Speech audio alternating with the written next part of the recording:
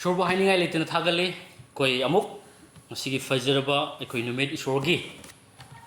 koi amuk wahai tamina ba isona matam pina bire aduna koi ai amuka na thagachei koi sorgi wahai gi importance kaya gi mati gi sorgi wahai se maru oi habese ngasi isnau mayamna ngasi hena khangbi hena su adugi maramna chawkhatpado koi gi church ta hena madu bungo mahaki wahai adugi mapana sagatpa semgatpa build tawba duma ngasi uba phange aduna koi sorgi wahai yauduna koi kedawnungda koi sorgi aningba punsi adu kedawnungda hingma ngamloi aduna sorgi wahai se masigi mapana ngasi koi achumba wahai sigi mapana haige achumba thaujala sigi mapana koi soidana koi hena koi church se chawkhalakani hena son chawkhalan bigani habise ai han hamada ina haijening baduni aduna ngasi yamna maruiba ngasi topic ni ekoina nenagadabase Paap touduna thoujalbu khudongchaba lourasira haiba koi topic yamna maruiba ngasi sorgi thoujal adubu ekoina karamba makhalgi thoujal no ison upiriba pibiriba heithabiriba thoujal ase karamba thoujal haibase koi khangmina se aduna aigi nungsijarabi isnau singda aina haijening bidudi isona khwaidagi pamjaba adudi karino haiba matamda mahangna sembikhraba miyoiba khudingmak singase lai phattabagi makhutagi kanbibase asi isona khwaidagi magi mana pamjabani amen aduna miyoiba amatana lai phattabagi langda thuraga sengdaba kya tawraga amangbagi lambida koi punsi len baibasi isona kaidawnungda pamde isona koisi khudong thiba amata lehendana koise hinghanba pami haibasini amen madugi maramnani magi machani pa thabirage hairaga ngasi cross ta aikogi pap ki damak sihanbibadu ko abda yengminasi shogi wahaina ke matamda galatiya pandub amagi pada mari da sumaina hai aikoigi ipa amasung isorgi aningbagi matungina aikoibo hojiki phattaba yug asidagi kanbinaba Yesu Kristna masamaku aikogi pap ki damak kathokpire haiba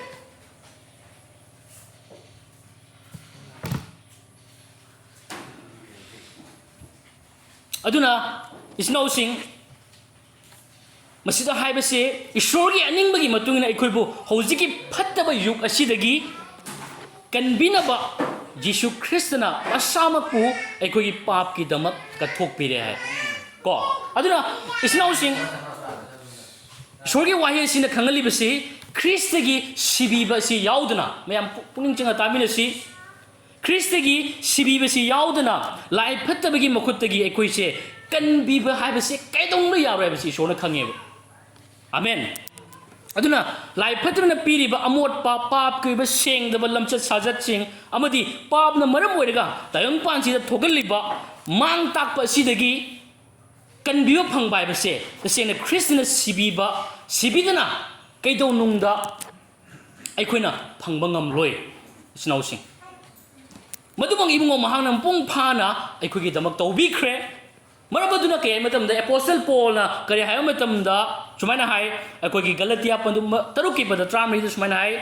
aigi damakta di aikogi ibungo Yesu Christ gi cross ki maramda natana aina khak chawthoktaba oisano cross ki mapana tayong pana aingonda amasung aina tayong panda cross ta sire hai amen aduna scripture sina aikoida khangali basi aikoi tayong panbagi oiba aduda hingba natana aikoi Christ da hingba aduni masida khangali base cross aduna akoi okay matamda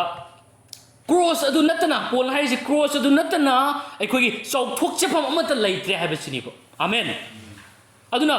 cross aduna ngasi yamo cross adugi mapana aikoina ngasi anoba punsi ama ngasi aikoina phangjari bani cross aduna ngasi aikoida ngasi Christian oile hingle hairi bani amen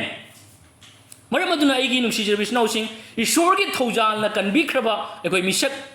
adudi ꯀꯌꯥꯒꯤ ꯃꯇꯤꯛ ꯏꯁꯣꯔꯒꯤ ꯑꯅꯤꯡꯕꯗꯨꯗ ꯃꯥꯁꯦ ꯍꯤꯡꯐꯝ ꯊꯣꯛꯄꯒꯦ ꯑꯅꯤꯡꯕꯗꯨꯗ ꯍꯦꯟꯅ ꯍꯤꯡꯉꯛꯀꯅꯤ ꯍꯥꯏꯕꯒꯤ ꯃꯇꯥꯡꯗ ꯑꯩꯈꯣꯏ ꯃꯌꯦꯛ ꯁꯦꯡꯅ ꯑꯩꯈꯣꯏ ꯈꯪꯃꯤꯟꯅꯅꯕ ꯑꯩꯈꯣꯏ ꯊꯧꯔꯥꯡ ꯇꯧꯃꯤꯟꯅꯁꯤ ꯃꯨꯟꯅ ꯇꯥꯃꯤꯟꯅꯁꯤ ꯑꯍꯥꯟꯕ ꯄꯣꯏꯟꯗ ꯑꯩꯅ ꯉꯁꯤ ꯊꯝꯖꯅꯤꯡꯕꯗꯨꯗꯤ ꯊꯧꯖꯥꯜꯅ ꯄꯥꯞꯀꯤ ꯈꯨꯗꯣꯡꯆꯥꯕ ꯄꯤꯗꯦ ꯍꯥꯏꯕ ꯑꯁꯤꯒꯤ ꯃꯇꯥꯡꯗ ꯑꯩ ꯍꯥꯏꯖꯅꯤꯡꯉꯤ ꯏꯁꯣꯔꯒꯤ ꯊꯧꯖꯥꯜꯅ ꯑꯩꯈꯣꯏꯕꯨ ꯉꯁꯤ ꯂꯦꯝꯅ ꯀꯟꯕꯤꯔꯦ ꯑꯗꯨꯁꯨ ꯁꯤꯕ ꯌꯥꯕ ꯅꯣꯔꯣꯛꯇꯒꯤ ꯑꯩꯈꯣꯏꯕꯨ ꯀꯟꯕꯤꯕꯅꯤ ꯃꯥꯡ ꯇꯥꯛꯄ ꯑꯁꯤꯒꯨꯝꯕ ꯑꯋꯥꯕ ꯑꯗꯨꯅ ꯊꯜꯂꯒꯗꯕ ꯄꯨꯟꯁꯤ ꯑꯗꯨꯗꯒꯤ ꯅꯣꯔꯣꯛ ꯑꯗꯨꯗꯒꯤ ꯉꯁꯤ ꯑꯩꯈꯣꯏꯕꯨ ꯀꯟꯕꯤꯕꯅꯤ ꯑꯗꯨꯅ ꯂꯣꯏꯔꯕ꯭ꯔꯥ ꯅꯠꯇꯦꯕ ꯑꯗꯨ ꯈꯛꯇꯅ ꯑꯩꯈꯣꯏ ꯂꯣꯏꯁꯟꯕ ꯌꯥꯗꯦꯕꯀꯣ ꯑꯩꯈꯣꯏꯒꯤ ꯄꯥꯞ ꯄꯨꯝꯅꯃꯛꯁꯨ ꯏꯕꯨꯡꯉꯣ ꯃꯍꯥꯛꯅ ꯀꯣꯛꯄꯤꯈ꯭ꯔꯦ ꯍꯥꯏꯕꯁꯤꯅꯦꯕ ꯄꯥꯞ ꯄꯨꯝꯅꯃꯛ ꯃꯥꯅ ꯀꯣꯛꯄꯤꯈ꯭ꯔꯦ ꯑꯗꯨꯅ ꯀꯣꯛꯄꯤꯔꯀꯥꯟꯗ ꯃꯁꯥꯃꯛꯀꯤ ꯑꯣꯏꯕ ꯙꯔꯃ ꯆꯦꯟꯕ ꯑꯗꯨꯁꯨ ꯑꯩꯈꯣꯏꯗ ꯄꯤꯕꯤꯕꯅꯤ ꯍꯥꯏꯇꯥꯔꯦ ꯑꯃꯦꯟ ꯑꯗꯨꯅ ꯃꯁꯥꯃꯛꯀꯤ ꯑꯣꯏꯕ ꯙꯔꯃ ꯆꯦꯟꯕ ꯑꯗꯨꯒꯤ ꯈꯨꯗꯣꯜ ꯑꯗꯣ ꯙꯔꯃ ꯆꯦꯟꯕꯗꯣ ꯑꯩꯈꯣꯏꯗ ꯃꯥꯃꯛꯀꯤ ꯙꯔꯃ ꯆꯦꯟꯕꯗꯣ ꯈꯨꯗꯣꯜ ꯑꯣꯏꯅꯁꯨ ꯑꯩꯈꯣꯏꯗ ꯉꯁꯤ ꯄꯤꯕꯤ ꯍꯥꯏꯕꯁꯤꯅꯦꯕ ꯌꯤꯁꯨ ꯊꯥꯔꯤꯁꯦ ꯑꯩ ꯅꯣꯔꯣꯛ ꯆꯠꯇꯅꯕ ꯑꯗꯨ ꯈꯛꯇ ꯅꯠꯇꯦ ꯍꯥꯏꯇꯥꯔꯦꯕ ꯑꯗꯨꯅ ꯃꯁꯥꯃꯛꯀꯤ ꯙꯔꯃ ꯆꯦꯟꯕꯗꯣ ꯈꯨꯗꯣꯜ ꯑꯣꯏꯅ ꯂꯦꯝꯅ ꯉꯁꯤ ꯑꯩꯈꯣꯏꯗ ꯄꯤꯅꯕꯤ ꯑꯗꯨꯅ ꯊꯥꯖꯕ ꯑꯃꯠꯇꯅꯉꯁꯤ ꯀꯩ ꯃꯇꯝꯗ ꯄꯥꯞ ꯑꯃꯠꯇ ꯇꯧꯗꯅ ꯂꯩꯅꯅꯕꯒꯤꯗꯃꯛꯇ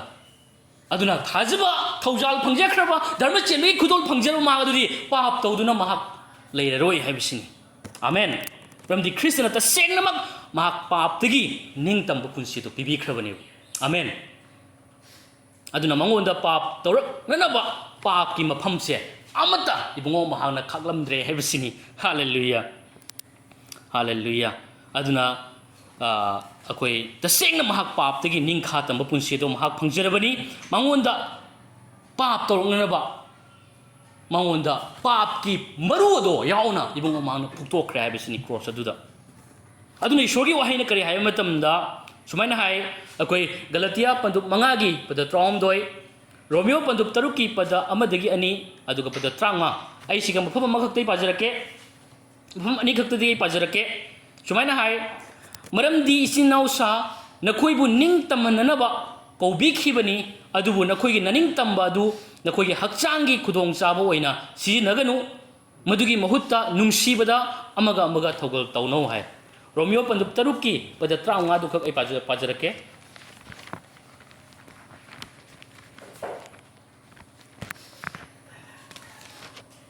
ꯇꯔꯨꯛꯀꯤ 35ꯗ ꯑꯁꯨꯝꯅ ꯍꯥꯏ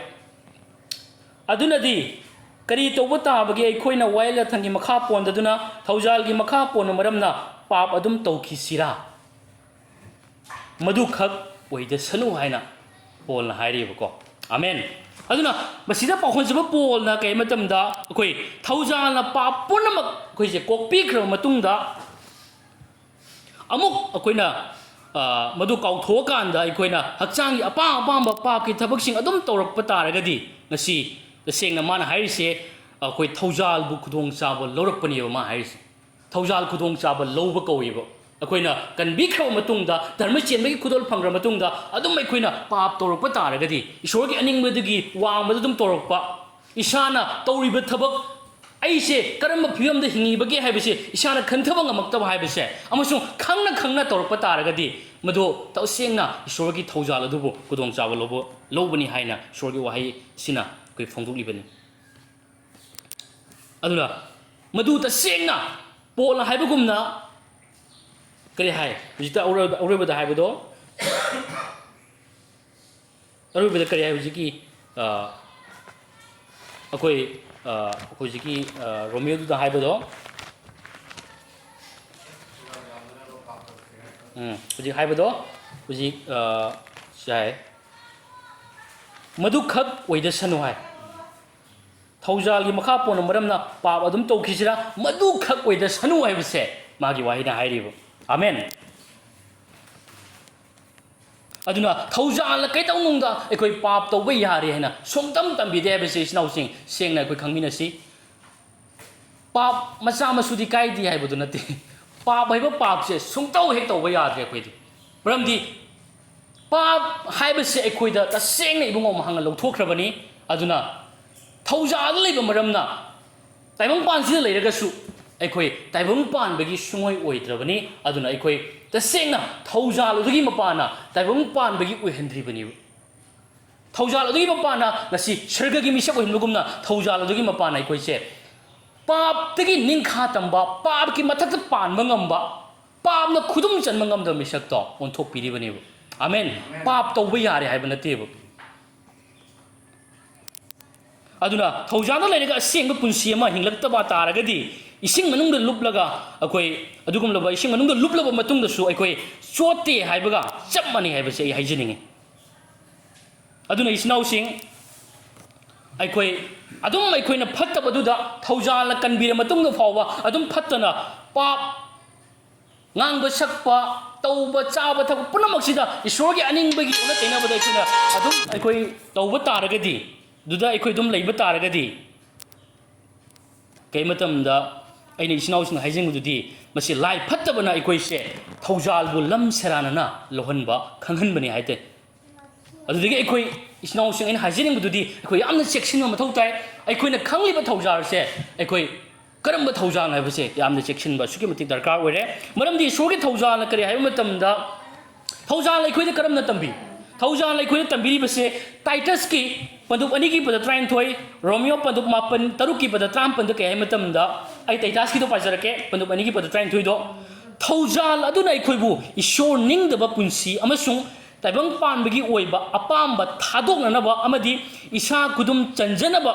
पुक्सेल सेंगबा मदी पृथ्वी असिदा धर्म चेना लेननबा तंबी है हालेलुया हालेलुया अदुना थौजाल न ngasi अखोय जि स्नाउसिंग अखोय हिंगनी मतम असिदा ngasi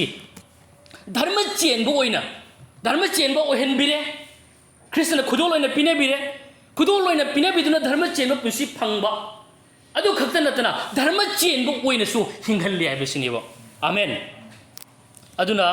अखोय मसी यामना सेंगना अखोय खंग मथौ ताई धर्म चेनबो ओहिनबा खक्त नतना थौजालना धर्म चेनबा ओइना हिंगहल्ले हाइबसिनी अदुना थौजालना कैदौनुंदा पाप तौरसु काइद्रि हाइबगी अयाबसे सुंपी पीदे हाइजनिंग इस्नाउसिंग आमेन अनि सुब पोइंदा आइना थमजबदुदी थौजालना ईश्वरगी हाइबे इनबा मिसक ओहल्ली हाइबसिनी आमेन अदुना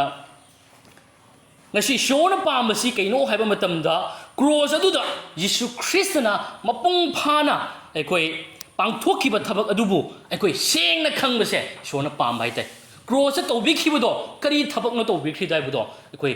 hen madugi revelation madugi achung bodo khangbase shona pam maramdi cross adugi mapana miyoibana tan bangam roidaba adugum lo miyoibana horaraga su phangmangam roidaba thabak ado तौबी है करीनो है नुंगुम कलम थमोने अखोसे नुंगुम कलम थमोसे मान लौथोई है उनसा की तोंसागुमलब अथोप थमोय इबुंग महंगना पीनबीख्रबनीब cross मपाना अदुगुमलब अनौब थमोय असिदनी ngasi kari hai sori wahaina anuba thamoi asida ngasi aina aigi wail makhai makhoigi pukning da thambigani aduga makhoigi thamoi da su aina madu isingani haina jagi Hebrew chapter 8 ki verse 10 da iduna leyu anuba thamoi asida ishona kariguma thaba ama tawbire matamdadi tawwi ade akhoigi mollaba nungkanba nungumlaba thamoi sidadi ishona akhoida ishorgi mayuk ta phog leimi ishorgi aningmadi chatpa tokthokro ईश्वर कनानो हाइरेमी ईश्वर लेतेबो हाइरेमीबो अदुना कई उपाय लेदबा अदुबु अनौब थमोय अमा पीरे मतुंग तदीरी ईश्वरना थबा अमा तौबीबो अदुगी थबक तो कइनाय मतमदा अखोगी अनौब थमोय सिदा मागी vial अदो इबीरे हकपीरे हाइरिबो hallelujah अदुना अमुक्सु करी हाय मतमदा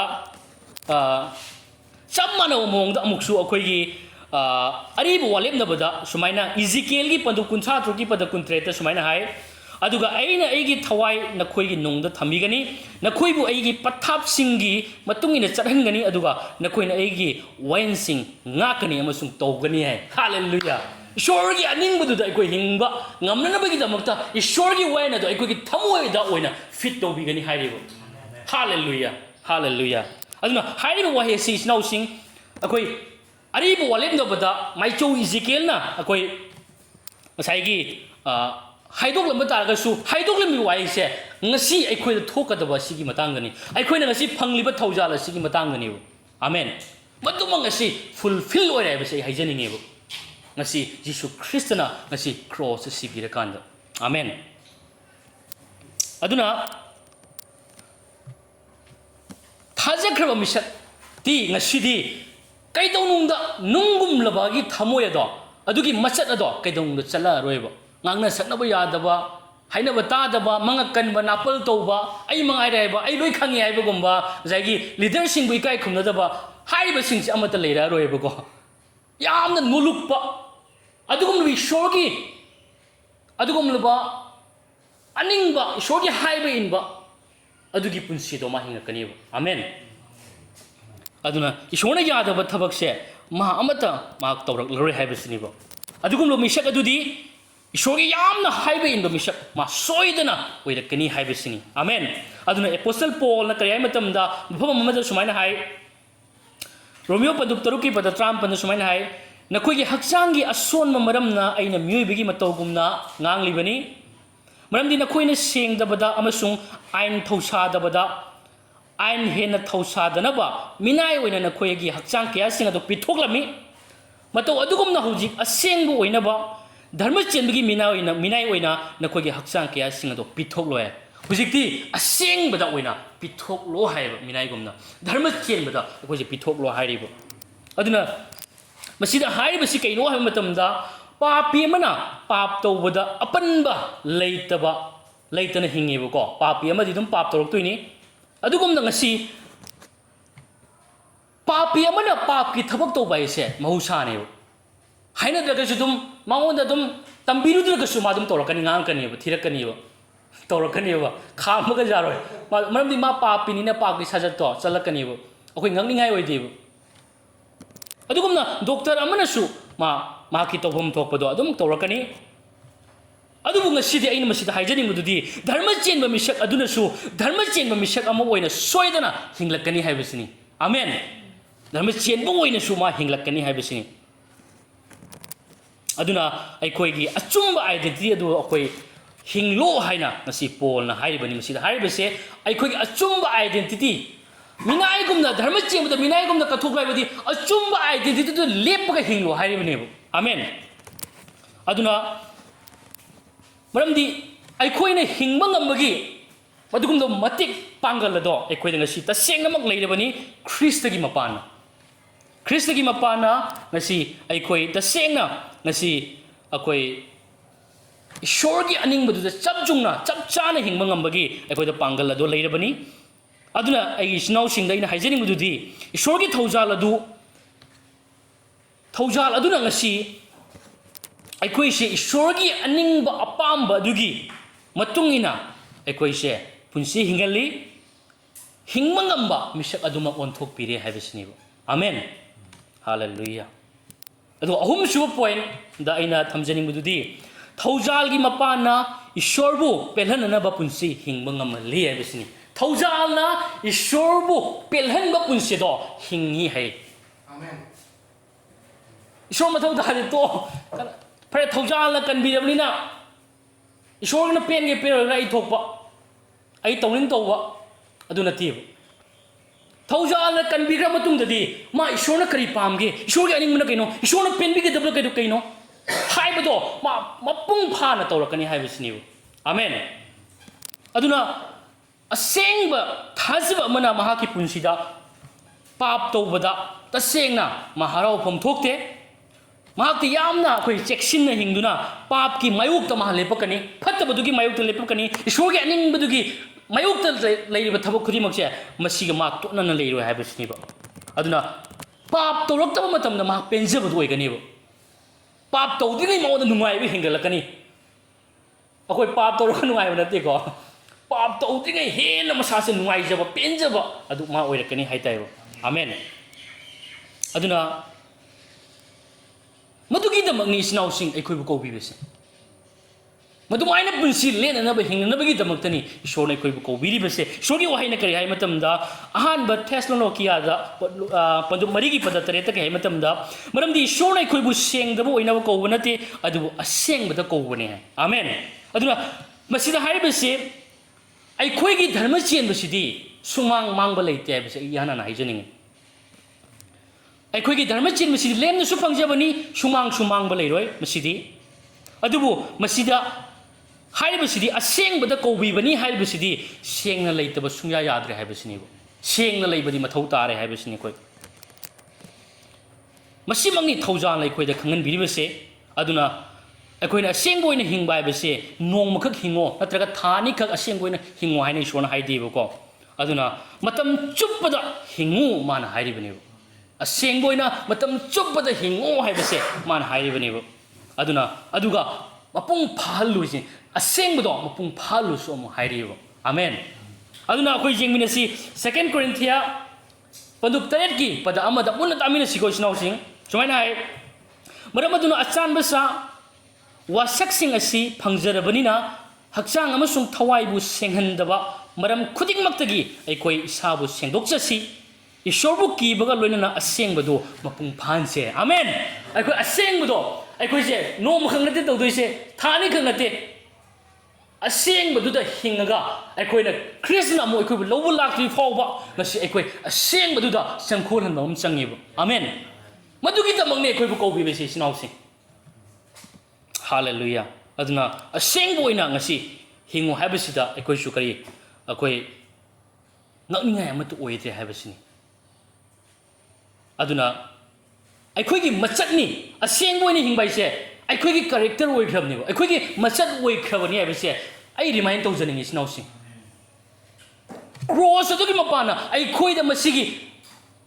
asengba oine hingba ngambagi machat aduma aikoi se onthokhrabani ba akoi anobu khusemni sinausi aribadu nate koi hana ngamdaba siran turan ba karamana karino phatabana karino pamna karino khangda mongda hingamba punsidu nate ba aikoi du top ba isorgi maranai gi ba yamna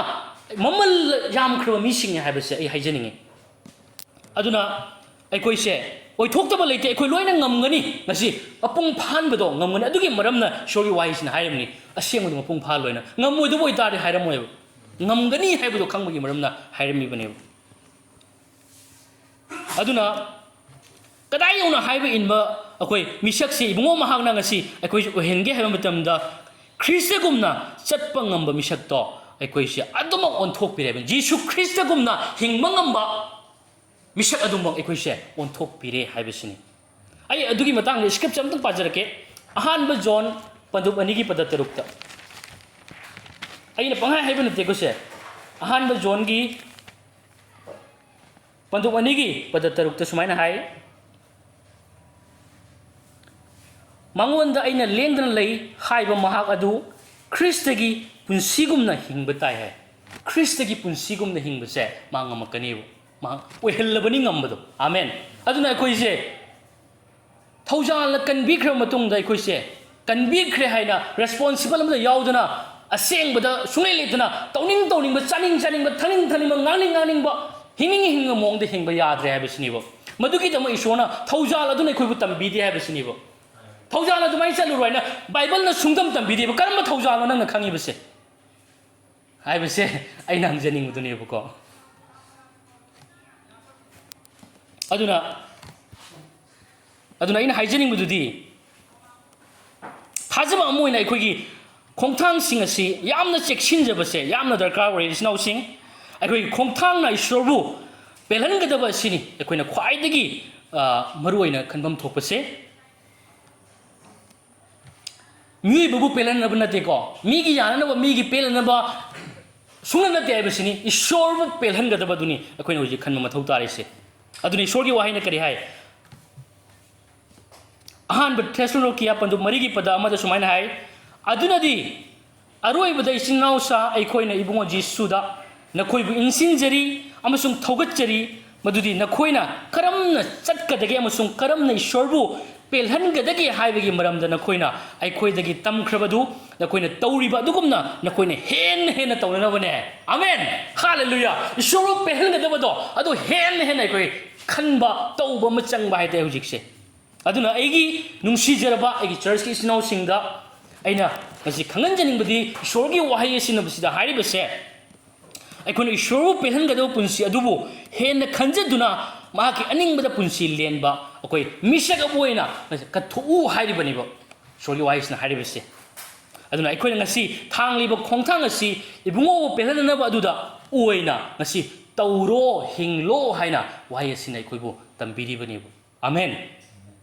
ꯑꯗꯨꯅ ꯏꯆꯤꯟꯅꯥꯎꯁꯤꯡ ꯑꯩꯈꯣꯏꯅ ꯅꯤꯡꯁꯤꯡꯕ ꯌꯥꯕꯗꯨꯗꯤ ꯑꯩꯈꯣꯏ ꯂꯥꯏ ꯐꯠꯇꯕꯅ ꯉꯁꯤ ꯑꯩꯈꯣꯏꯗ ꯄꯤꯔꯤꯕ ꯑꯃꯣꯠꯄ ꯄꯥꯞꯀꯤ ꯑꯣꯏꯕ ꯁꯦꯡꯗꯕ ꯂꯝꯆꯠ ꯑꯗꯨꯒꯨꯝꯂꯕ ꯁꯥꯖꯠꯁꯤꯡ ꯃꯌꯥꯝꯁꯤꯡ ꯄꯥꯞꯅ ꯃꯔꯝ ꯑꯣꯏꯔꯒ ꯑꯩꯈꯣꯏ ꯇꯥꯏꯕꯪꯄꯥꯟꯁꯤꯗ ꯊꯣꯛꯍꯜꯂꯤꯕ ꯑꯩꯈꯣꯏꯒꯤ ꯃꯥꯡ ꯇꯥꯛꯂꯤꯕꯁꯤꯡ ꯑꯁꯤꯗꯒꯤ ꯑꯩꯈꯣꯏ ꯀꯟꯕꯤꯅꯅꯕꯒꯤꯗꯃꯛꯇ ꯉꯁꯤ ꯈ꯭ꯔꯤꯁꯇꯅ ꯑꯩꯈꯣꯏ ꯀꯔꯤ ꯃꯇꯝꯗ ꯁꯤꯕꯤꯕ ꯑꯗꯨ ꯅꯠꯇꯅ ꯑꯩꯈꯣꯏꯕꯨ ꯍꯥꯏꯔꯤꯕ ꯇꯥꯏꯕꯪꯄꯥꯟꯒꯤ ꯑꯣꯏꯕ ꯊꯕꯛꯁꯤꯡꯁꯤꯗꯒꯤ ꯀꯩꯗꯧꯅ ꯑꯩꯈꯣꯏ ꯀꯟꯕꯤꯕ ꯐꯪꯂꯣꯏ ꯍꯥꯏꯕꯁꯤꯅꯦꯕ ꯑꯗꯨꯕꯨ ꯏꯁꯣꯔꯕꯨ ꯊꯥꯒꯠꯂꯤ ꯉꯁꯤ ꯃꯗꯨꯃꯛ ꯏꯕꯨꯡꯉꯣ ꯃꯍꯥꯛꯅ ꯀ꯭ꯔꯣꯁꯇ ꯁꯤꯕꯤꯈ꯭ꯔꯦ ꯃꯄꯨꯡ ꯐꯥꯅ ꯇꯧꯕꯤꯈ꯭ꯔꯦ ꯍꯥꯏꯕꯁꯤꯅꯦꯕ ꯑꯗꯨꯅ ꯉꯁꯤ ꯑꯩꯈꯣꯏꯅ ꯉꯁꯤ ꯈ꯭ꯔꯤꯁꯇꯅ ꯇꯧꯕꯤꯕ ꯑꯗꯨꯒꯤ ꯃꯔꯝꯅ ꯉꯁꯤ ꯑꯩꯈꯣꯏꯁꯦ ꯉꯁꯤ ꯈ꯭ꯔꯤꯁꯇꯒꯤ ꯑꯣꯏꯅ ꯍꯤꯡꯕ ꯄꯨꯟꯁꯤꯗꯣ ꯈ꯭ꯔꯤꯁꯇꯗ ꯑꯣꯏꯅ ꯍꯤꯡꯕꯗꯣ ꯉꯁꯤ ꯃꯗꯨ ꯑꯩꯈꯣꯏ ꯐꯪꯖꯔꯕꯅꯦꯕ ꯑꯩꯒꯤ ꯑꯣꯏꯕꯗꯨꯗ ꯆꯥꯎꯊꯣꯛꯆꯕ ꯅꯠꯇꯅ ꯈ꯭ꯔꯤꯁꯇꯒꯤ ꯑꯣꯏꯕꯗꯨꯗ ꯆꯥꯎꯊꯣꯛꯆꯔꯒ ꯑꯩꯗꯤ ꯁꯤꯈ꯭ꯔꯦꯀꯣ ꯍꯧꯖꯤꯛꯁꯦ ꯑꯩꯅ ꯍꯤꯡꯕꯒꯤ ꯃꯔꯝꯁꯦ ꯈ꯭ꯔꯤꯁꯇ ꯅꯠꯇꯅ ꯂꯩꯇ꯭ꯔꯦ ꯍꯥꯏꯕꯗꯣ ꯃꯗꯨꯗ ꯑꯩꯈꯣꯏ ꯃꯗꯨꯒꯤ ꯋꯥꯍꯩ ꯃꯗꯨꯒꯤ ꯋꯥꯈꯜ ꯑꯗꯨ ꯑꯩꯈꯣꯏ ꯈꯟꯕ ꯃꯊꯧ ꯇꯥꯏ ꯑꯗꯨꯅ ꯏꯁꯣꯔꯒꯤ ꯊꯧꯖꯥꯜꯅ ꯀꯟꯕꯤꯈ꯭ꯔꯕ ꯃꯤꯁꯛ ꯑꯗꯨꯗꯤ ꯏꯁꯣꯔꯒꯤ ꯑꯅꯤꯡꯕꯗꯨꯗ ꯑꯩꯈꯣꯏ ꯁꯣꯏꯗꯅ ꯃꯥ ꯍꯤꯡꯂꯛꯀꯅꯤ ꯍꯥꯏꯕꯁꯤꯅꯤ ꯊꯧꯖꯥꯜꯅ ꯑꯩꯈꯣꯏ ꯄꯥꯞ ꯄꯨꯝꯅꯃꯛ ꯑꯩꯈꯣꯏ ꯀꯣꯛꯄꯤꯈ꯭ꯔ ꯃꯇꯨꯡꯗ ꯑꯩꯈꯣꯏ ꯀꯩ ꯃꯇꯝꯗ ꯑꯩꯈꯣꯏ ꯇꯁꯦꯡꯅ ꯀꯥꯎꯊꯣꯛꯑꯀꯥꯟꯗ ꯃꯗꯨꯕꯨ ꯀꯥꯎꯊꯣꯛꯑꯒ ꯍꯛꯆꯥꯡꯒꯤ ꯑꯄꯥꯝꯕ ꯄꯥꯞꯀꯤ ꯊꯕꯛꯁꯤꯡ ꯑꯗꯣ ꯑꯗꯨꯝ ꯑꯩꯈꯣꯏꯅ ꯇꯧꯔꯛꯄ ꯇꯥꯔꯒꯗꯤ ꯃꯗꯨ ꯊꯧꯖꯥꯜꯕꯨ ꯈꯨꯗꯣꯡꯆꯥꯕ ꯂꯧꯕ ꯀꯧꯏ ꯑꯗꯨꯅ ꯊꯧꯖꯥꯜꯅ ꯀꯩꯗꯧꯅꯨꯡꯗ ꯃꯗꯨ ꯇꯝꯕꯤꯗꯦ ꯊꯧꯖꯥꯜ ꯈꯪꯕ ꯑꯃꯅ ꯀꯩꯗꯧꯅꯨꯡꯗ ꯃꯗꯨꯃꯥꯏꯅ ꯁꯨꯡꯇꯧ ꯇꯧꯔꯣꯏ ꯍꯥꯏꯕꯁꯤꯅꯦꯕ ꯁꯥꯁꯟꯅꯕ ꯊꯧꯖꯥꯜꯗꯨꯗꯤ ꯇꯧꯔꯛꯀꯅꯤ ꯀꯣ ꯑꯁꯦꯡꯕ ꯊꯧꯖꯥꯜ ꯑꯗꯨꯗꯤ ꯃꯥꯕꯨ ꯈꯨꯗꯣꯡꯆꯥꯕ ꯂꯧꯍꯟꯗꯦ ꯍꯥꯏꯕꯁꯤꯅꯦꯕ ꯑꯃꯦꯟ ꯑꯗꯨꯅ ꯍꯥꯏꯕꯗꯣ ꯊꯧꯖꯥꯜꯗ ꯂꯩꯔꯒ ꯑꯁꯦꯡꯕ ꯄꯨꯟꯁꯤ ꯑꯃ ꯍꯤꯡꯕ ꯉꯝꯗꯕ ꯍꯥꯏꯕꯁꯦ ꯏꯁꯤꯡ ꯃꯅꯨꯡꯗ ꯂꯨꯞꯄꯒ ꯆꯣꯠꯇꯦ ꯍꯥꯏꯕꯒ ꯆꯞ ꯃꯥꯟꯅꯩꯕ ꯑꯃꯦꯟ ꯑꯩꯈꯣꯏ ꯂꯣꯏ ꯆꯣꯠꯂꯕꯅꯤ ꯏꯆꯤꯟ ꯏꯅꯥꯎꯁꯤꯡ ꯆꯣꯠꯇꯦ ꯍꯥꯏꯅ ꯈꯜꯂꯣꯏꯁꯤ ꯑꯗꯨꯅ ꯑꯩꯈꯣꯏ ꯂꯥꯏ ꯐꯠꯇꯕꯅ ꯇꯁꯦꯡꯅ ꯍꯧꯖꯤꯛꯀꯤ ꯃꯇꯝ ꯑꯁꯤꯗ ꯊꯧꯖꯥꯜꯕꯨ ꯂꯥꯟꯅ ꯈꯪꯍꯟꯕ ꯂꯥꯟꯅ ꯁꯤꯖꯤꯟꯅꯍꯟꯕ ꯌꯥꯝꯅ ꯀꯟꯅ ꯃꯥꯅ ꯊꯕꯛ ꯇꯧꯕ ꯍꯥꯏꯕꯁꯦ ꯍꯧꯖꯤꯛ ꯇꯧꯔꯦ ꯍꯥꯏꯇꯥꯔꯦꯀꯣ ꯌꯥꯝꯅ ꯑꯩꯈꯣꯏ ꯆꯦꯛꯁꯤꯟꯁꯤ ꯃꯔꯝꯗꯤ ꯏꯁꯣꯔꯒꯤ ꯊꯧꯖꯥꯜ ꯑꯗꯨꯅ ꯑꯩꯈꯣꯏꯁꯦ ꯀꯔꯤ ꯍꯥꯏ ꯉꯁꯥꯏ ꯍꯥꯏꯕꯗ ꯇꯥꯏꯇꯥꯁ ꯇꯥꯏꯕꯗ ꯑꯃꯨꯛꯀ ꯅꯤꯡꯁꯤꯡꯉꯛꯀꯦ ꯊꯧꯖꯥꯜ ꯑꯗꯨꯅ ꯀꯩ ꯍꯥꯏ ꯃꯇꯝꯗ ꯑꯩꯈꯣꯏꯕꯨ ꯏꯁꯣꯔ ꯅꯤꯡꯗꯕ ꯄꯨꯟꯁꯤ ꯑꯃꯁꯨꯡ ꯇꯥꯏꯕꯪꯄꯥꯟꯕꯒꯤ ꯑꯣꯏꯕ ꯑꯄꯥꯝꯕ ꯊꯥꯗꯣꯛꯅꯕ ꯑꯃꯗꯤ ꯏꯁꯥ ꯈꯨꯗꯨꯝ ꯆꯟꯖꯅꯕ ꯄꯨꯛꯆꯦꯜ ꯏꯁꯥ ꯈꯨꯗꯨꯝ ꯆꯟꯖꯅꯕ ꯄꯨꯛꯆꯦꯜ ꯁꯦꯡꯗꯕ ꯑꯃꯗꯤ ꯄ꯭ꯔꯤꯊꯤꯕꯤ ꯑꯁꯤꯗ ꯙꯔꯃ ꯆꯦꯟꯅ ꯂꯦꯟꯅꯅꯕ ꯇꯝꯕꯤ ꯍꯥꯏꯌꯦꯕ ꯑꯃꯦꯟ ꯊꯧꯖꯥꯜꯅ ꯇꯝꯕꯤꯔꯤꯁꯦ ꯑꯩꯈꯣꯏ ꯈꯪꯖꯤꯜꯂꯧꯁꯤ ꯑꯗꯨꯅ ꯊꯧꯖꯥꯜꯅ ꯑꯩꯈꯣꯏꯅ ꯍꯤꯡꯂꯤꯉꯩ ꯃꯇꯝ ꯑꯁꯤꯗ ꯙꯔꯃ ꯆꯦꯟꯕ ꯑꯣꯏꯍꯟꯕꯇ ꯅꯠꯇꯅ ꯙꯔꯃ ꯆꯦꯟꯕ ꯃꯆꯠ ꯑꯗꯨꯒꯁꯨ ꯂꯣꯏꯅꯅ ꯄꯨꯟꯁꯤ ꯍꯤꯡꯍꯜꯂꯤ ꯄꯨꯟꯁꯤ ꯀꯠꯊꯣꯛꯍꯜꯂꯤ ꯍꯥꯏꯕꯁꯤꯅꯤ ꯑꯗꯨꯅ ꯊꯧꯖꯥꯜꯅ ꯀꯩꯗꯧꯅꯨꯡꯗ ꯄꯥꯞ ꯇꯧꯔꯁꯨ ꯀꯥꯏꯗ꯭ꯔꯦ ꯍꯥꯏꯕꯒꯤ ꯑꯌꯥꯕꯁꯦ ꯏꯆꯤꯟꯅꯥꯎꯁꯤꯡ ꯁꯨꯡꯄꯤ ꯄꯤꯗꯦ ꯍꯥꯏꯕꯁꯦ ꯉꯁꯤ ꯑꯩꯈꯣꯏ ꯃꯌꯦꯛ ꯁꯦꯡꯅ ꯈꯪꯃꯤꯟꯅꯁꯤ ꯀ꯭ꯔꯣꯁ ꯑꯗꯨꯒꯤ ꯃꯄꯥꯟꯅ ꯑꯩꯈꯣꯏ ꯃꯤꯑꯣꯏꯕꯅ ꯇꯥꯟꯕ ꯉꯝꯗ꯭ꯔꯕ ꯍꯣꯠꯅꯔꯒꯁꯨ ꯐꯪꯕ ꯉꯝꯂꯣꯏꯗꯕ ꯊꯕꯛ ꯑꯗꯣ ꯉꯁꯤ ꯏꯕꯨꯡꯉꯣ ꯃꯍꯥꯛꯅ ꯇꯧꯕꯤꯈ꯭ꯔꯦ ꯍꯥꯏꯕꯁꯤꯅꯤ ꯃꯗꯨꯗꯤ ꯀꯔꯤꯅꯣ ꯍꯥꯏꯕ ꯃꯇꯝꯗ ꯑꯩꯈꯣꯏꯒꯤ ꯅꯨꯡꯒꯨꯝꯂꯕ ꯑꯗꯨꯒꯨꯝꯂꯕ ꯊꯃꯣꯏ ꯑꯁꯦ ꯂꯧꯊꯣꯛꯇꯨꯅ ꯇꯣꯡꯁꯥꯒꯨꯝꯂꯕ ꯑꯅꯧꯕ ꯊꯃꯣꯏ ꯑꯃ ꯑꯩꯈꯣꯏꯗ ꯄꯤꯅꯕꯤꯕꯁꯤꯅꯤ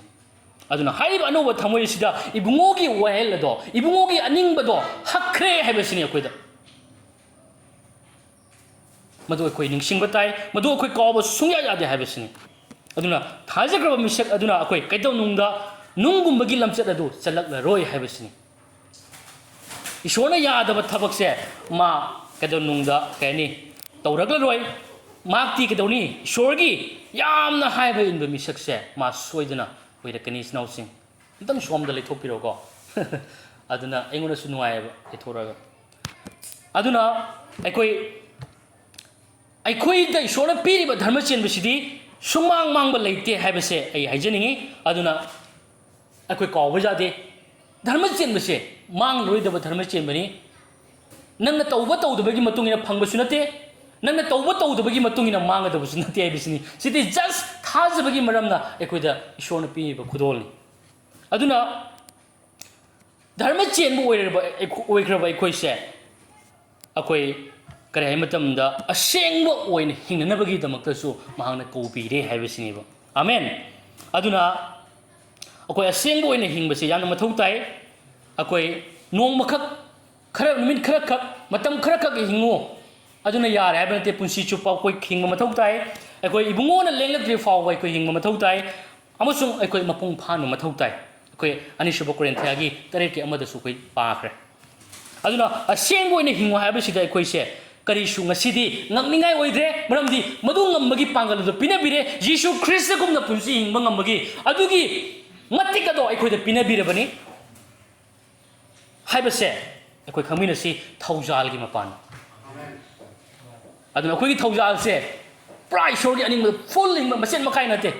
ꯈꯔ ꯈꯔ ꯍꯤꯡꯕ ꯉꯝꯕ ꯅꯠꯇꯦ ꯄꯨꯔꯥ ꯃꯄꯨꯡ ꯐꯥꯅ ꯏꯁꯣꯔꯒꯤ ꯑꯅꯤꯡꯕꯗꯨꯗ ꯍꯤꯡꯕ ꯉꯝꯍꯟꯕ ꯄꯥꯡꯒꯜ ꯂꯩꯕ ꯃꯇꯤꯛ ꯂꯩꯕ ꯑꯗꯨꯒꯨꯝꯂꯕ ꯊꯕꯛ ꯇꯧꯕ ꯊꯧꯖꯥꯜꯅꯤ ꯍꯥꯏꯇꯥꯏ ꯊꯕꯛ ꯌꯥꯎꯗꯕ ꯁꯩꯇꯥꯟꯒꯤ ꯑꯅꯤꯡꯕꯗꯨꯗ ꯏꯟꯁꯤꯟꯕ ꯑꯗꯨꯒꯨꯝꯂꯕ ꯄꯥꯞ ꯅꯠꯇꯦꯕ ꯇꯧꯔꯨꯔꯣ ꯄꯥꯞꯇꯣ ꯍꯥꯏꯅ ꯏꯟꯁꯤꯟꯕ ꯑꯗꯨꯒꯤ ꯊꯧꯖꯥꯜ ꯅꯠꯇꯦꯕ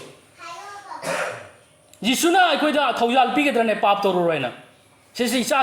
ꯁꯦ ꯊꯧꯖꯥꯜꯁꯦ ꯃꯔꯥꯡ ꯀꯥꯏꯅ ꯄꯤꯒꯦ ꯅꯪ ꯄꯥꯞ ꯍꯦꯟꯅ ꯇꯧꯕ ꯅꯨꯡꯉꯥꯏꯅꯕ ꯍꯥꯏꯅ ꯌꯤꯁꯨꯅ ꯀꯩꯗꯧꯅꯨꯡꯗ ꯑꯗꯨꯒꯨꯝꯂꯕ ꯊꯧꯖꯥꯜ ꯑꯗꯣ ꯑꯩꯈꯣꯏꯗ ꯄꯤꯗꯦ ꯍꯥꯏꯕꯁꯤꯅꯦꯕ ꯑꯃꯦꯟ ꯑꯗꯨꯅ ꯑꯩꯈꯣꯏ ꯃꯗꯨ ꯍꯦꯟꯅ ꯑꯩꯈꯣꯏ ꯉꯁꯤ ꯆꯦꯛꯁꯤꯟꯕ ꯃꯊꯧ ꯇꯥꯏ ꯑꯩꯈꯣই ꯊꯥꯖꯕ ꯑꯃ ꯑꯣꯏꯅ ꯑꯩꯈꯣꯏꯒꯤ ꯈꯣꯡꯊꯥꯡꯁꯤꯡ ꯑꯁꯤ ꯌꯥꯝꯅ ꯑꯩꯈꯣꯏ ꯆꯦꯛꯁꯤꯟꯖꯕꯁꯦ ꯗꯔꯀꯥꯔ ꯑꯣꯏꯔꯦ ꯑꯩꯈꯣꯏ ꯈꯣꯡꯊꯥꯡꯁꯤꯡ ꯑꯁꯦ ꯏꯁꯣꯔ ꯄꯦꯜꯍꯟꯅꯕ ꯑꯣꯏꯅ ꯊꯥꯡꯂꯤꯕ꯭ꯔꯥ ꯏꯁꯣꯔꯒꯤ ꯄꯦꯟꯕꯤꯒꯗꯕ ꯑꯗꯨꯗ ꯃꯥꯒꯤ ꯑꯅꯤꯡꯕꯗꯨꯗ ꯑꯣꯏꯅ ꯊꯥꯡꯂꯤꯕ꯭ꯔꯥ ꯍꯥꯏꯕꯁꯦ ꯑꯩꯈꯣꯏ ꯈꯟꯕ ꯃꯊꯧ ꯇꯥꯏ ꯑꯗꯨꯅ ꯑꯩꯈꯣꯏ ꯇꯁꯦꯡꯅ ꯊꯧꯖꯥꯜꯅ ꯏꯁꯣꯔꯒꯤ ꯑꯅꯤꯡꯕꯗ ꯄꯨꯟꯁꯤ ꯂꯦꯟꯅꯅꯕ ꯇꯝꯕꯤ ꯍꯥꯏꯕꯁꯦ ꯑꯩ ꯑꯃꯨꯛꯀ ꯍꯟꯅ ꯅꯤꯡꯁꯤꯡꯖꯅꯤꯡꯉꯤ ꯑꯗꯨꯅ ꯑꯩꯈꯣꯏꯅ ꯉꯁꯤ ꯊꯥꯡꯂꯤꯕ ꯈꯣꯡꯊꯥꯡ ꯑꯁꯤ ꯏꯕꯨꯡꯉꯣꯕꯨ ꯄꯦꯜꯍꯟꯅꯕ ꯑꯗꯨꯗ ꯑꯣꯏꯅ ꯑꯩꯈꯣꯏ ꯇꯧꯃꯤꯟꯅꯔꯁꯤ ꯍꯥꯏꯕꯁꯦ ꯑꯩ ꯅꯤꯡꯁꯤꯡꯖꯅꯤꯡꯉꯤ ꯑꯩ ꯑꯔꯣꯏꯕ ꯑꯣꯏꯅ ꯍꯥꯏꯖꯅꯤꯡꯉꯤ ꯑꯗꯨꯅ ꯑꯔꯣꯏꯕꯗ ꯑꯩꯅ ꯃꯌꯥꯝꯗ ꯍꯥꯏꯖꯅꯤꯡꯕꯗꯨꯗꯤ ꯏꯁꯣꯔꯅ ꯑꯩꯈꯣꯏꯗ ꯌꯦꯡꯉꯣ ꯌꯥꯝꯅ ꯃꯃꯜ ꯇꯥꯡꯂꯕ ꯃꯥꯒꯤ ꯃꯆꯥꯅꯤꯄꯥꯗꯨꯒꯤ ꯄꯨꯟꯁꯤ ꯄꯤꯔꯀꯥꯟꯗ ꯃꯥꯒꯤ ꯊꯧꯖꯥꯜꯁꯦ ꯑꯩꯈꯣꯏꯗ ꯎꯠꯄꯤꯔꯤꯕꯅꯤ ꯊꯧꯖꯥꯜꯁꯦ ꯑꯩꯈꯣꯏꯗ ꯂꯦꯝꯅ ꯄꯤꯅꯕꯤꯔꯤꯕꯅꯦꯕꯀꯣ ꯑꯗꯨ ꯑꯣꯏꯇꯥꯔꯒꯗꯤ ꯑꯩꯅ ꯃꯌꯥꯝꯗ ꯑꯩꯅ ꯍꯪꯖꯅꯤꯡꯕꯗꯨꯗꯤ ꯑꯗꯨ ꯑꯣꯏꯇꯥꯔꯒꯗꯤ ꯊꯧꯖꯥꯜ ꯃꯃꯜ ꯇꯥꯡꯈ꯭ꯔꯕ ꯊꯧꯖꯥꯜ ꯑꯁꯤ ꯑꯩꯈꯣꯏꯗ ꯄꯤꯕꯤꯔꯦ ꯑꯗꯨ ꯑꯣꯏꯇꯥꯔꯒꯗꯤ ꯑꯩꯈꯣꯏꯒꯤ ꯄꯨꯟꯁꯤ ꯑꯁꯤ ꯊꯧꯖꯥꯜ ꯑꯗꯨꯗ ꯄꯨꯡꯄꯤ ꯄꯤꯁꯤꯟꯖꯗꯨꯅ ꯑꯁꯦꯡꯕꯗ ꯑꯆꯨꯝꯕꯗ ꯑꯃꯗꯤ ꯏꯁꯣꯔꯕꯨ ꯄꯦꯜꯍꯟꯅꯕ ꯑꯗꯨꯗ ꯑꯣꯏꯅ ꯋꯥꯈꯜ ꯇꯧꯗꯨꯅ ꯅꯍꯥꯛ ꯄꯨꯟꯁꯤ ꯂꯦꯜꯂꯤꯕ꯭ꯔꯥ ꯍꯥꯏꯕꯁꯤꯅꯤ ꯅꯠꯇ꯭ꯔꯒ ꯏꯁꯣꯔꯒꯤ ꯊꯧꯖꯥꯜ ꯑꯗꯨꯕꯨ ꯄꯥꯞ ꯇꯧꯅꯅꯕ ꯈꯨꯠꯂꯥꯏ ꯑꯃꯒꯨꯝꯅ ꯁꯤꯖꯤꯟꯅꯗꯨꯅ ꯅꯍꯥꯛ ꯍꯤꯡꯂꯤꯕ꯭ꯔꯥ ꯍꯥꯏꯕꯁꯤꯅꯤ ꯑꯩꯅ ꯍꯪꯖꯅꯤꯡꯕꯗꯨꯗꯤ ꯃꯗꯨ ꯑꯣꯏꯕ ꯇꯥꯔꯒꯗꯤ ꯇꯁꯦꯡꯅꯃꯛ ꯅꯍꯥꯛꯅ ꯈꯪꯂꯤꯕ ꯊꯧꯖꯥꯜꯗꯨ ꯇꯁꯦꯡꯅ ꯂꯥꯟꯅ ꯊꯥꯖꯕ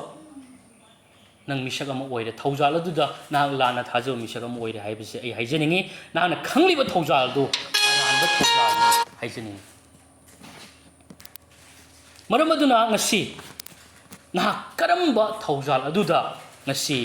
ꯅꯍꯥꯛ ꯍꯤꯡꯂꯤꯕꯒꯦ ꯍꯥꯏꯕꯁꯦ ꯑꯩꯅ ꯑꯃꯨꯛꯀ ꯍꯟꯅ ꯑꯩꯅ ꯍꯪꯖꯅꯤꯡꯕꯗꯨꯅꯤ ꯃꯨꯟꯅ ꯋꯥꯈꯜ ꯇꯧꯃꯤꯟꯅꯁꯤ ꯀꯔꯝꯕ ꯊꯧꯖꯥꯜꯗꯅꯣ ꯉꯁꯤ ꯑꯩꯈꯣꯏꯅ ꯍꯤꯡꯂꯤꯕꯁꯦ ꯄꯥꯞꯄꯨ ꯇꯨꯀꯠꯆꯕ ꯄꯥꯞꯄꯨ ꯈꯨꯗꯨꯝ ꯆꯟꯕ ꯉꯝꯕ ꯐꯖꯈ꯭ꯔꯕ ꯈ꯭ꯔꯤꯁꯇꯒꯤ ꯄꯨꯟꯁꯤ ꯑꯗꯨꯒꯨꯝꯕ ꯑꯆꯨꯝꯕ ꯊꯧꯖꯥꯜ ꯑꯗꯨꯗ ꯉꯁꯤ ꯑꯩꯈꯣꯏ ꯊꯥꯖꯔꯤꯕ꯭ꯔꯥ ꯅꯠꯇ꯭ꯔꯒ ꯑꯔꯥꯟꯕ ꯇꯧꯔꯕꯁꯨ ꯀꯩꯁꯨ ꯀꯥꯏꯗ꯭ꯔꯦ ꯈꯟꯕ ꯏꯁꯣꯔꯒꯤ ꯑꯅꯤꯡꯕꯗꯒꯤ ꯑꯩꯒꯤ ꯑꯅꯤꯡꯕꯅ ꯍꯦꯟꯅ ꯂꯨꯅ ꯈꯟꯗꯨꯅ ꯍꯤꯡꯍꯜꯂꯤꯕ ꯑꯗꯨꯒꯨꯝꯂꯕ ꯊꯧꯖꯥꯜ ꯑꯗꯨꯗ ꯉꯁꯤ ꯑꯩꯈꯣꯏ ꯊꯥꯖꯔꯤꯕ꯭ꯔꯥ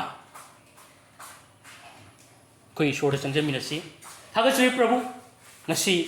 ꯅꯍꯥꯛꯀꯤ ꯊꯧꯖꯥꯜꯅ ꯑꯩꯈꯣꯏꯗ ꯀꯩꯗꯧꯅꯨꯡꯗ ꯄ꯭ꯔꯚꯨ ꯑꯩꯈꯣꯏ ꯅꯍꯥꯛꯀꯤ ꯑꯅꯤꯡꯕꯒꯤ ꯋꯥꯡꯃꯗ ꯄꯨꯟꯁꯤ ꯍꯤꯡꯍꯟꯗꯦ ꯊꯧꯖꯥꯜꯅ ꯀꯩꯗꯧꯅꯨꯡꯗ ꯑꯩꯈꯣꯏ ꯑꯗꯨꯒꯨꯝꯂꯕ ꯀꯟꯕꯤꯗ꯭ꯔꯤꯉꯩ ꯃꯥꯡꯗ ꯂꯩꯔꯝꯕ ꯄꯨꯟꯁꯤ ꯑꯗꯨꯗ ꯑꯃꯨꯛ ꯍꯟꯖꯤꯜꯍꯟꯕꯤꯗꯦ ꯊꯧꯖꯥꯜꯅ ꯃꯗꯨ ꯉꯝꯕꯒꯤ ꯄꯥꯡꯒꯜꯗꯨ ꯄꯤꯔꯀꯥꯟꯗ ꯑꯩꯈꯣꯏ ꯑꯗꯨꯒꯨꯝꯕ ꯄ꯭ꯔꯚꯨ ꯅꯍꯥꯛꯄꯨ ꯄꯦꯟꯅꯅꯕ ꯑꯣꯏꯅ ꯑꯩꯈꯣꯏꯒꯤ ꯄꯨꯟꯁꯤ ꯑꯁꯦ ꯄ꯭ꯔꯚꯨ ꯅꯍꯥꯛꯅ ꯍꯤꯡꯍꯜꯂꯦ ꯍꯥꯏꯕꯁꯦ ꯑꯩꯈꯣꯏ ꯅꯍꯥꯛꯀꯤ ꯍꯤꯡꯍꯟꯕ ꯉꯝꯕ ꯃꯗꯨꯒꯨꯝꯕ ꯃꯤꯁꯛ ꯑꯗꯨꯃꯛ ꯑꯣꯟꯊꯣꯛꯄꯤꯈ꯭ꯔꯦ ꯍꯥꯏꯕꯁꯦ ꯑꯩꯈꯣই ꯈꯪꯕ ꯉꯝꯖꯩ ꯄ꯭ꯔꯚꯨ ꯉꯁꯤꯒꯤ ꯋꯥꯍꯩ ꯑꯁꯤꯗꯒꯤ ꯄ꯭ꯔꯚꯨ ꯑꯩꯈꯣꯏ ꯅꯍꯥꯛꯀꯤ ꯊꯧꯖꯥꯜ ꯑꯗꯨꯅ ꯄ꯭ꯔꯚꯨ ꯑꯩꯈꯣꯏꯁꯦ ꯍꯦꯟꯅ ꯉꯁꯤ ꯅꯪꯒꯤ ꯑꯅꯤꯡꯕꯗ ꯄꯨꯟꯁꯤ ꯀꯠꯊꯣꯛꯆꯗꯨꯅ ꯅꯍꯥꯛꯀꯤ ꯄꯦꯟꯒꯗꯕ ꯑꯗꯨꯒꯤ ꯃꯥꯏꯀꯩꯔꯣꯝꯗ ꯑꯣꯏꯅ ꯆꯠꯍꯜꯂꯤ ꯑꯃꯁꯨꯡ ꯄ꯭ꯔꯚꯨ ꯅꯍꯥꯛꯒꯨꯝꯅ ꯉꯁꯤ ꯈ꯭ꯔꯤꯁꯇꯒꯨꯝꯅ ꯇꯥꯏꯕꯪꯄꯥꯟ ꯑꯁꯤꯗ ꯑꯁꯦꯡꯕꯗꯨꯗ ꯍꯤꯡꯉꯒ ꯃꯄꯨꯡ ꯐꯥꯕ ꯑꯣꯏꯍꯜꯂꯤ ꯍꯥꯏꯕꯁꯦ ꯉꯁꯤ ꯑꯩꯈꯣꯏ ꯏꯕꯨꯡ ꯅꯍꯥꯛꯀꯤ ꯋꯥꯍꯩꯗꯒꯤ ꯁꯦꯡꯅ ꯈꯪꯍꯟꯕꯤꯔꯦ ꯄ꯭ꯔꯚꯨ ꯑꯗꯨꯅꯉꯁꯤ ꯑꯩꯈꯣꯏ ꯑꯔꯥꯟꯕ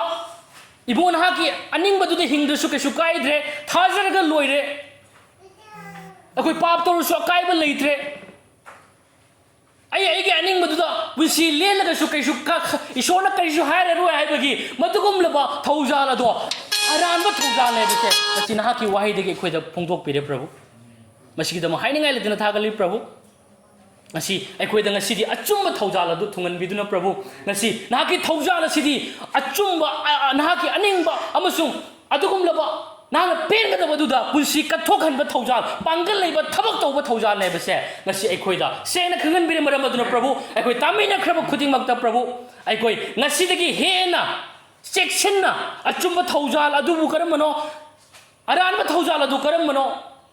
하이보다 마삭 강나 힘망가 만나봐 해나 해나 아이코기 낭토크바 따미나 크로와이 싱아세 더와이 생명이 바나 해나 타박 도비우 하이베기 하이저버 시가 로이나 쿠디막 예수 크리스트의 명다 하이저버니 아멘